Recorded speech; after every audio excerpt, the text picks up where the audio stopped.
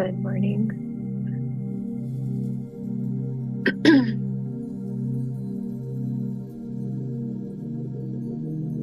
A little bit of a chilly morning here in southeastern Wisconsin. Hope you're all doing well.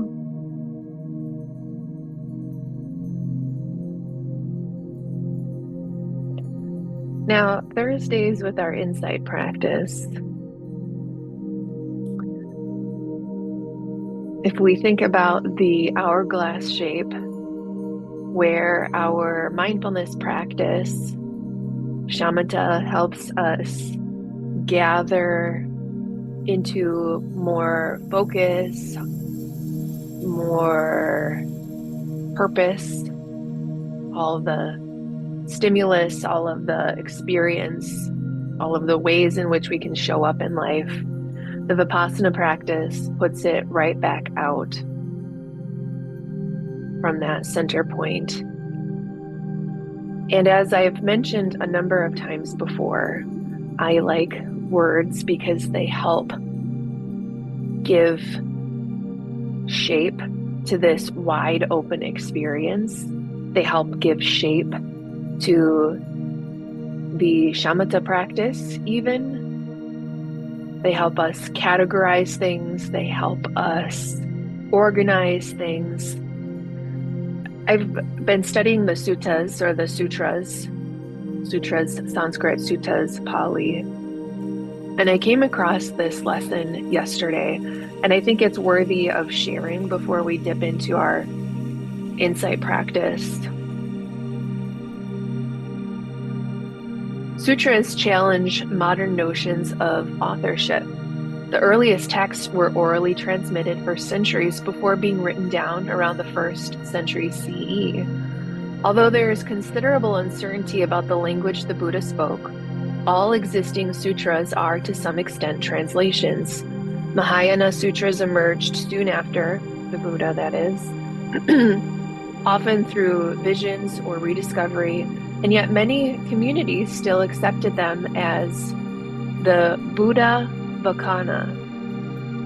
Disputes over which texts qualified helped shape canons and define sectarian boundaries. Language itself has been treated with ambivalence in Buddhist thought. Harvard professor Abe observes that Buddhist traditions rely on sacred words even as they question whether words can truly express the truth. Language conveys the Dharma, but it can also distort it. The Buddha initially hesitated to teach, fearing misunderstanding, but he chose speech over silence. Two truths capture this tension. Conventional language must point beyond itself. Sutras are built on this paradox, revered as expressions of ultimate truth, yet aware of the limits of language.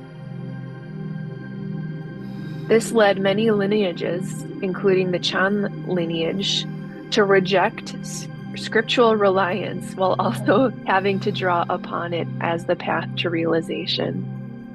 I know that I probably didn't read that as smoothly as I could have, but it's just this interesting paradox that we need language to transmit the Dharma, to give the mind organization, to give the mind maybe quicker access to the truth.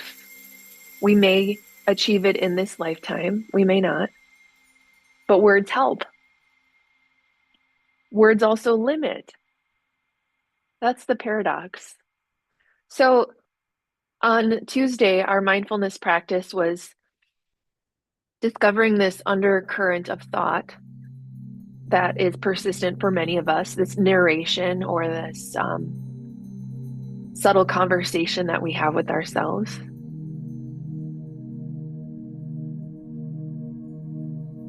Your insight practice, your discovery and rediscovery of Vipassana, wide open expansion, may come with some or a lot of words that help organize your experience. They are probably paradoxically necessary. And don't let them take away from the discovery of boundless truth, truth that defies the physical world, the sense doorways, this body that too will return to the earth. The words that populate the mind, give shape to our experience. Is there a boundless quality to your sit this morning? And if that is too wide open, stay with the real, stay with the physical, stay with the body, stay with the breath. Uncover the quality of thoughts. Maybe start to expand that wide canyon. I chose this mountain valley here as our backdrop for practice today. So in that spirit, that's enough words, right? Let's practice. I'll pop in as usual.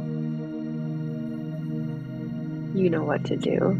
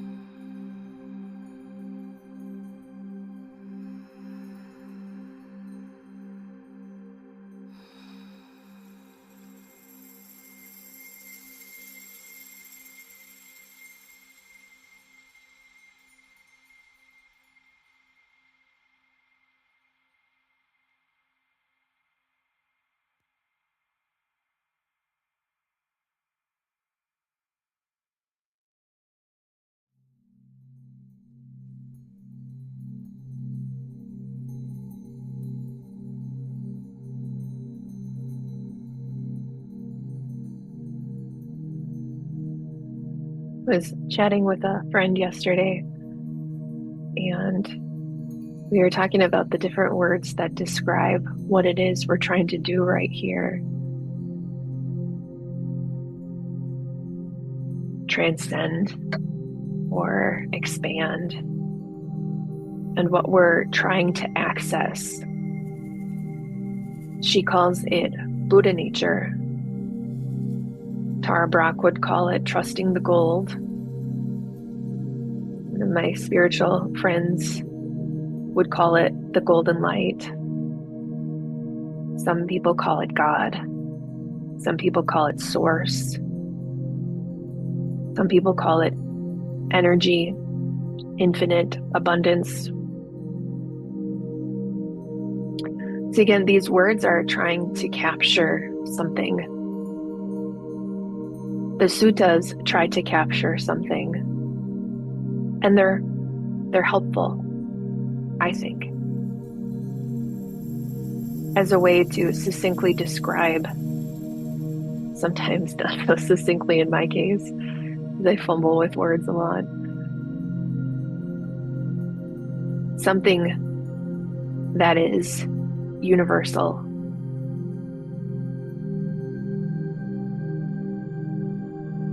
Something that connects us to the earth, this physical thing that we're moving through life in, the process of emotions and thinking, and which ultimately connects us to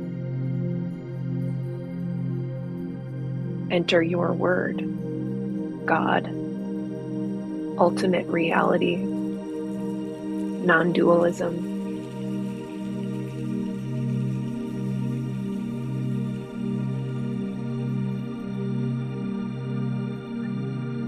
And that's why we sit consistently, either in community or on our own, because our earthly duties keep us locked in a lot of times to the shallow aspects of life.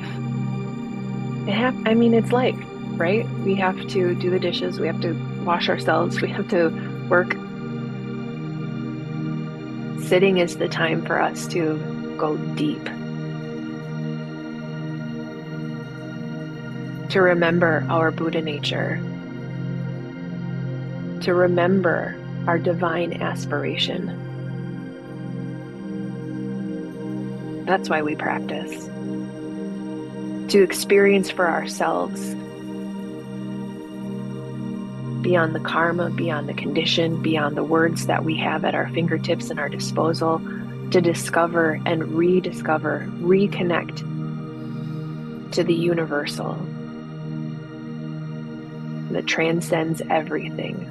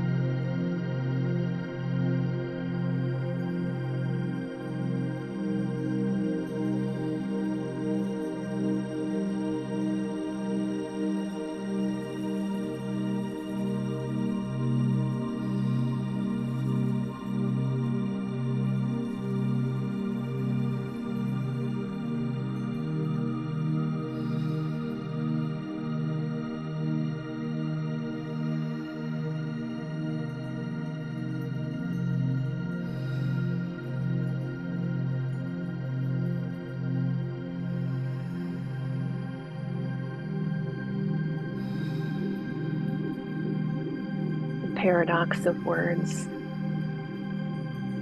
necessary and insufficient.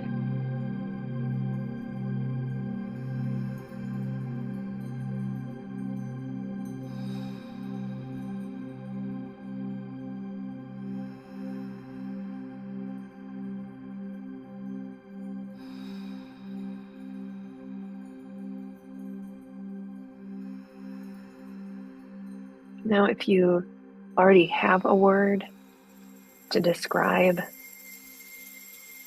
some of those things I've been trying to get us at, God, golden light, Buddha nature, infinite expanse, universe, the fuck are we doing here?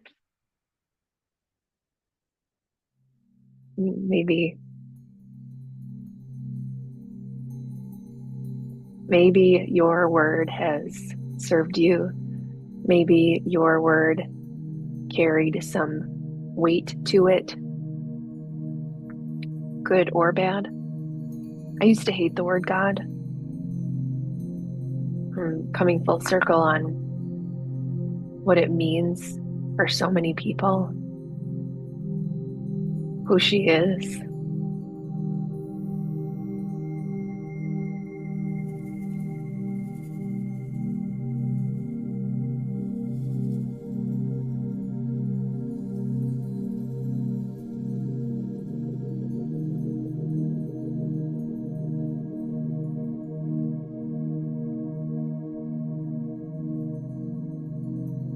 And an invitation for our day. Can you see that which is hard to capture in one or two words? Can you see that in even one person you encounter today? Can you see that in every person you encounter today?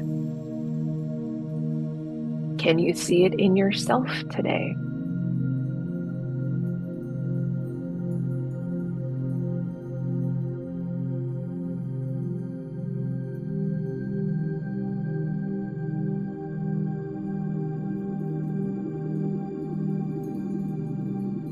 If it were to have a place in the body, where would you see it? In one other person, in everyone, or in yourself, and in yourself, maybe. Always and, never or.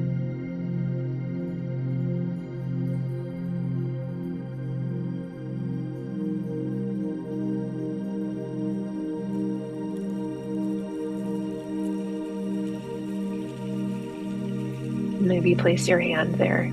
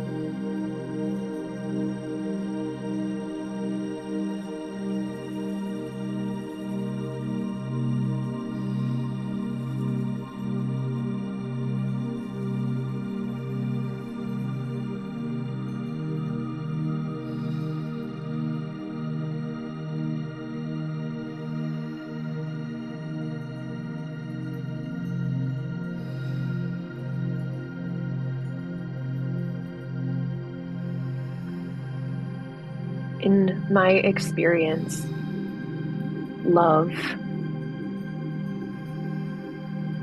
is the ability to be fully and completely yourself.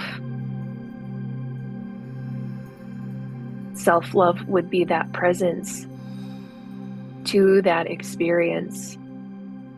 Love for and by someone else would be fully and completely being yourself in the presence of someone else.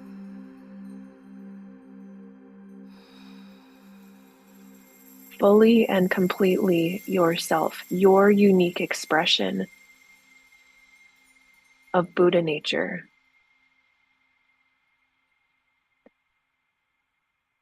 Ram Dass said, we're all just walking each other home. That's what love is.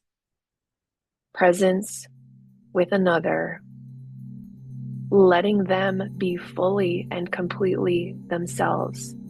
We are present to that experience of them finding their way home, their home, you being present to yourself, finding your own way home. That's what we do in community. That's what we do in Sangha. That's what we do in practice.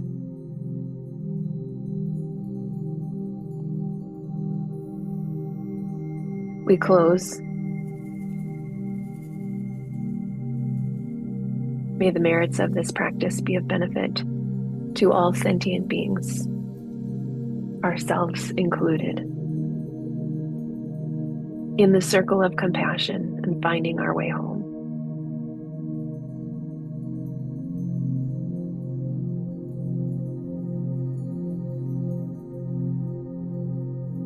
Thank you for your practice. Have a beautiful day and a beautiful weekend. See you guys.